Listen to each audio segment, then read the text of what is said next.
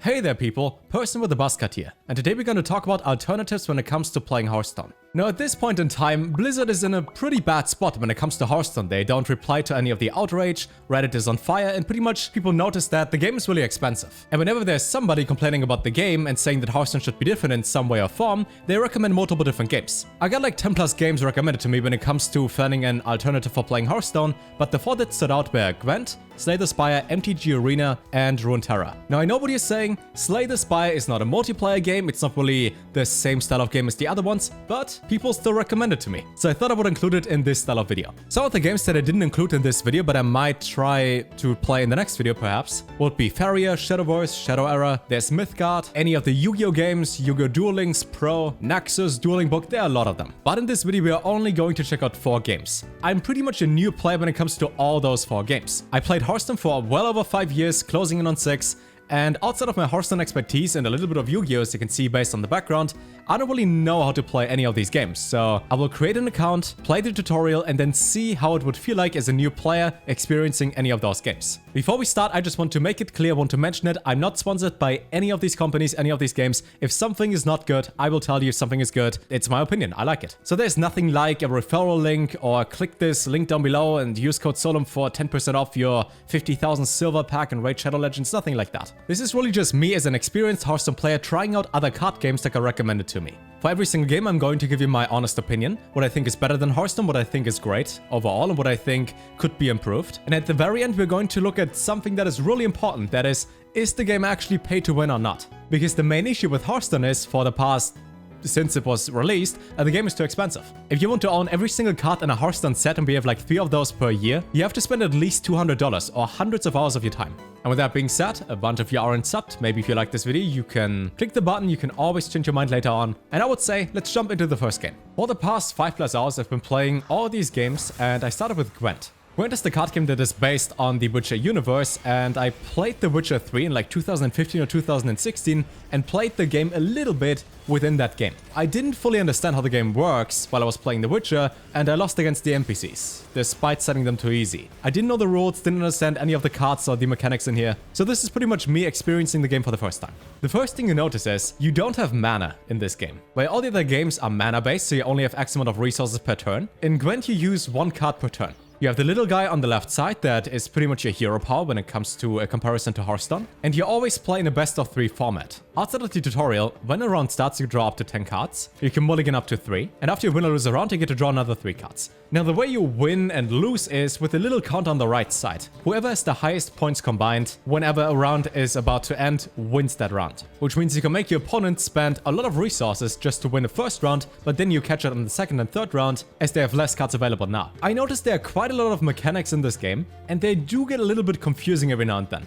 But first, let's look at the game board. You have 2 monster zones, so like 2 playing fields on the board. You have the melee zone and the ranged zone. Different cards have different effects based on where you place them on the board. So some cards only have an effect when you place them in the upper row and some only in the lower row. You have some buff keywords that a minion gets stronger whenever a card is played that has more attack. You have some spells that deal damage. You have some AoE effects. Overall, the best thing so far is really just the art of the cards. The cards are looking beautiful, and those are not even the animated cards. Those are just the basic cards you get to play with in the tutorial in the beginning. Having full art and cards, that entire square filled with the artwork, looks amazing. So what I can definitely say is, compared to Hearthstone, it looks a lot better. It doesn't feel as smooth though, because you can't really drag your cards around and then just drop them onto the board, as you just click a card and then select where it goes. For the beginning, the game is fairly easy to pick up, but in later stages it gets more and more complicated. What I really like is that you actually have a graveyard that is useful in here. Similar to Yu-Gi-Oh, you have a graveyard and a banished zone. Hearthstone just has minion died. After you play against another player, you can also award them with 5 resources, kinda-ish, in the top right corner. I gotta be honest here, I did not find the button. I wasn't sure where that is. Maybe it just happens automatically that you give your opponent some free resources, like a well played, but I couldn't find the button. If there's a button, I'm just blind. The next thing I noticed as a new player is people don't know they have a hero power. So in Hearthstone, you have mana to spend on your hero power, and if you do that, you lose the mana. In Gwent, you pretty much have either charges, the amount of times you can use your hero power, or you have something like a cooldown attached to it. For example, this guy can deal 1 damage, and that is almost every single round, depending on what you play. And I noticed that the people I've played against, the 3 players that I faced, they didn't use their hero power. They also didn't fully understand the zones on the board. So when I said the melee zone is the upper row and the range zone is the lower row, some cards only have effects in a special row, and people tend to misplay there. So if you want to give Gwent a try, keep that in mind. You can always hover over cards, you can see the full artwork, you can see what the card does. You can look at your deck, your graveyard, pretty much everything. But how is it when you want to build your own decks? You enter Shupi's shop and you can buy pretty much a lot of things with your money. But if you spend 100 resource points, I forgot the name, I'm sorry, you can buy yourself some card packs. This is very similar to Hearthstone. You have 5 cards per pack, you get 4 common ones and 1 of a higher rarity. But in this case, the moment you reveal your final card, you can actually pick 1 out of 3. So it's like the discover mechanic in Hearthstone for the valuable card in your pack. And this is such a nice mechanic. If you want to build a specific deck, or you just need a certain card from one set, and you have the option to pick 1 out of 3, that's so much better than just getting a random legendary or an epic in Hearthstone that you will never use and then disenchant. Then you have this reward book where you can play a bunch of different modes, do stuff, and yeah. We have cosmetics for pretty much everything, the bot, the coin, your character, and within that reward book you can also use your points to unlock certain rewards based on your choice. So it's not just a linear path, but you can actually choose how you would like to go. And what I can say after playing this game for over an hour,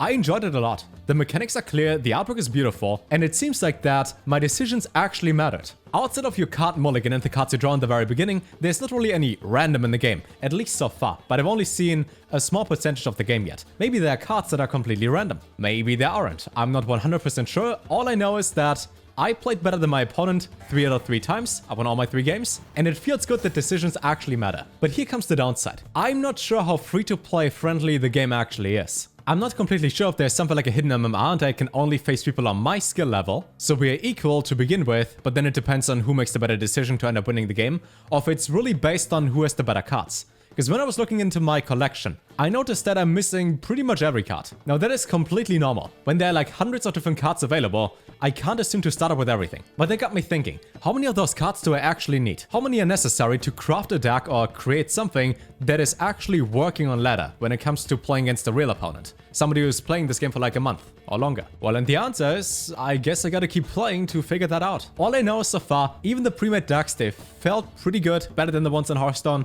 The animations are beautiful, and for the fact that it's free to play, it's 100% worth giving the game a try. The game is not really paid to win, as you can pretty much earn everything in the game for free. But that's like the same thing in Hearthstone. You can earn everything, which just means get packs, disenchant your stuff, craft it. Based on the Reddit threads that I read about the game and what I heard from other players, this game seems to be fairly generous. And because it's free, it takes like 5 minutes to install. Maybe it's something for you. I so far had fun, and they're not even sponsored to say this. Next to me was Magic, MTG Arena. And here's my prior experience when it comes to playing Magic. When I was living in Japan in 2017, I had a couple roommates, and one of the guys had 3 different Magic decks. Pretty budget decks, they were all like $10 each. And I remember I played a white deck, a black deck, and a green deck. But that was 3 years ago and I forgot pretty much everything. I know you can tap cards to activate them. That's it. From all the games that I played today, this is by far the easiest tutorial, as it really just covers the basics. You have attack, you have health, like in Hearthstone. When you summon a minion, you can't attack immediately unless it has some ability that allows it to. After you attack, your minion is pretty much useless during your opponent's turn, so they can't attack that, but it can also not use it to block anything. Then whenever you select your minions to attack, your opponent has the chance to either block your minions or just let them through to their health. Now, because I watched the tutorial, you are always going to top deck the best possible cards and you probably end up winning no matter what you do. Considering that Magic is like 20 plus years old, I gotta say the game's mechanics are better than expected. But here's the very first thing that I personally didn't like too much, and that is how the game feels when it comes to playing it. I'm used to having some really smooth animations. When I drag my cards around in Hearthstone, when I play anything, I'm used to flashy effects. And when it comes to Magic, it just looks different. The entire UI needs an overhaul, for my personal taste. There are no real animations when you play any of the cards. Drawing and looking at things looks like it was made 10 plus years ago. And the cards just don't feel alive. So despite this client not looking too fresh, if you just want to play the game and want to play Magic online, this one works for sure. When I was mentioning on Twitter that I'm going to try out a couple of these games, a person linked me this one Reddit thread, which had an entire list of codes that you can redeem for the game. And there were quite a few codes that were just redeemable. And when it comes to opening packs, I have to say, I have no idea if any of these cards are good or bad. So for any of the Magic players that are watching this right now, did I get something good? I can't tell. So overall, when it comes to deck building and the feeling of playing a card game, this is like the card game that you can play. The OG card game that is now on PC for like, I don't know how many years. And let's go to the downside of this. Despite the looks not looking too good, I have no idea what a good or a bad deck is. And when I looked up Magic deck prices in real life, they were really expensive. We're talking hundreds if not thousands of dollars for one competitive deck. Which then led me to one specific question.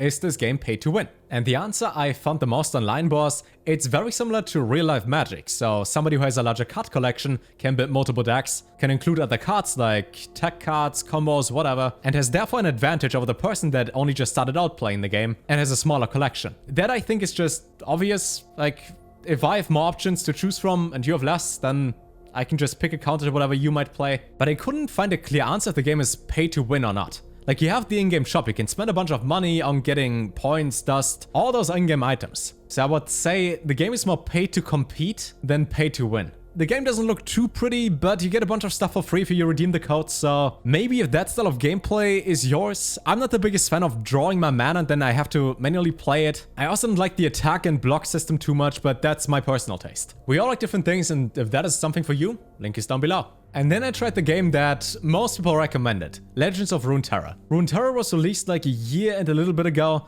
and I've seen a couple streamers like Naviot and Control the Board playing the game. I played League of Legends a lot in like 2013, 2014 and play like my daily win every now and then. So I'm familiar with the characters on the cards and the abilities. I know some of the pictures, I can recognize stuff, but I don't know how to play the game. So I had to play the tutorial and understand how it works. And it seems to work in this way. Whenever you play, you have an attack phase and a block phase. You and your opponent swap in between. So on turn 1 you might attack, and on turn 2 your opponent might attack. And that goes back and forth until somebody blows up. It is also mana based, so every single round you gain 1 mana. And unused mana is going to go into this little section down here, where you can have up to 3 unused mana. What you do is during your round, you place those cards in a little zone down here, and then you select which minions you would like to use to attack or to defend. Your cards also have attack and health, like in Hearthstone, it works the exact same way. If a character loses all their health, it's gone. If it survives, it goes back into this zone down there after a round. There are multiple different variations of cards. You have heroes and you have normal cards. Your deck can have up to 2 heroes, which gain an additional effect whenever they do something specific. Your heroes have the effect to level up, gain extra stats, summon stuff, and you can also use their abilities if you draw them in form of cards. So basically spells. When it comes to playing the game, it feels fairly smooth, better than the MTG client, but I have to get used to how the cards look when you summon them in the attack and defense down. They just look so stretched. They transform from normal cards into stretched cards, which threw me off a little bit, gotta say. But the voice acting in game is great, the music is good, the animations are fantastic whenever a champion levels up or you win the game, but they feel a little bit over the top. Now I don't want to complain that people put in too much effort at making this game look beautiful, but it seems to be like a big difference between just playing the game and then seeing one of those animations. It goes from 0 to 100 real quick. The game is pretty easy to get into, you understand it after like 10 minutes of playing, probably less I would say, and while having fun is good and all, is this game pay to win? When I was looking at the shop and any of the stuff that you can buy different maps, different icons, even different emotes for your champions. But the upside of that is, those things are all just cosmetics. If you play on a different game board, you don't get an additional effect. If you buy a different character in the bottom left corner, that doesn't give you a better effect. That's just cosmetics. And then I looked at my daily login reward. For the first 7 days, I just get stuff for free. That's like the first card game since playing Hearthstone that offers me something for free just for playing it. That's very generous. Then like other games, you also have something like a reward track down here, like a battle pass. But it seems much more easy to complete your quest and to get XP and level up there than compared to Hearthstone. But now to the big question, is this game pay to win? And all I can say is this Reddit post right here. After a year of playing the game, this person finished the entire collection. If you compare that to Hearthstone while being free to play, you would either need to play like 20 hours a day, or you just gotta get a job and then pay for that. So the fact that you can just unlock everything by being free to play, that's perfect. That's great. Runeterra also won an award for the best game of 2020, which Hearthstone didn't. And I also came across this post earlier where it said why Riot is making a card game in the first place. They said that a lot of them have been playing card games since they were kids, and they know the issues with the genre, like spending an entire paycheck just to try another deck. Sounds like Hearthstone. Too much random, playing against the same decks over and over, so they asked themselves what they could change. They have a chance to shake up the genre, keeping what's great, improving what's not, and adding some new twist of our own. And that's just really great to hear. So to sum it up, the game doesn't feel pay to win yet. All the posts I found about that said you can complete the entire game just by playing it without spending anything. It looks great, you have good animations. The gameplay is easy to grasp, but probably a little bit harder to master. The team behind it seems passionate, and overall you just get stuff for logging in. So far, good experience. And now to the very last game in this video, which is Slay the Spire. As mentioned earlier, it is not a collectible card game, not a TCG, not a CCG, nothing like that. It's like Dungeon Run in Hearthstone, but better. It's a roguelike, so you start at 0 every single run, and you kind of climb up that spire, the tower. You got this map which shows you your path where you're on. So even just selecting which battle you go into matters in this type of game. And the game works the following way. You start with a deck that has about 10 cards. And every single turn you start with 3 mana. You can use any of those cards, and when you end your turn, you dealt damage to your opponents, and those cards go into the discard pile. In the next turn you draw 5 cards again. And when your deck is empty, you shuffle everything back into your deck. You can always hover over your enemy to see what they're going to do next. Some of them are going to weaken you, strengthen you. After every single battle, you get a couple of rewards, like gold that you can use later on while playing, some cards you can add to your deck, and even some artifacts that you can use during your battle. The longer you play, the more stuff you're going to get. For example, you get some buffs. You can upgrade your cards whenever you hit something like a bonfire/camp. You can buy stuff in the store from the gold that you get during the run. You have a bunch of normal battles, you have some boss battles, and you have a final boss for every single act. After I finished my very first run, which I could have continued for sure, but I misplayed a lot, I even unlocked the second character. But now, the important question, is this game paid to win? Yes, no, not really. Let me explain. The game is on Steam, it's overwhelmingly positive, people absolutely love it, but it has an entrance fee. It's not like $60 or $80 for most games, it's not even $50 or $30. Right now during the Steam sale, which I think is over when this video goes live, it's $10. It's $10 for the entire game, and you can't spend money in the game. If you compare that to any of the other games prior, even to Hearthstone, you get like 7 packs for $10. And for $10 getting the entire game, that's a good deal. And if I compare that to any of the spendings that I had in Hearthstone, which I spent way too much money on that game. We're talking thousands here. I wish I would have used $10 a couple of years ago to buy the game on Steam, because then maybe I would have spent a little bit less time in Hearthstone and a lot less money. So far the game is incredibly fun. I will play it again off stream for sure. And I enjoy roguelikes a lot. Even recently I've been playing a bunch of Risk of Rain 2.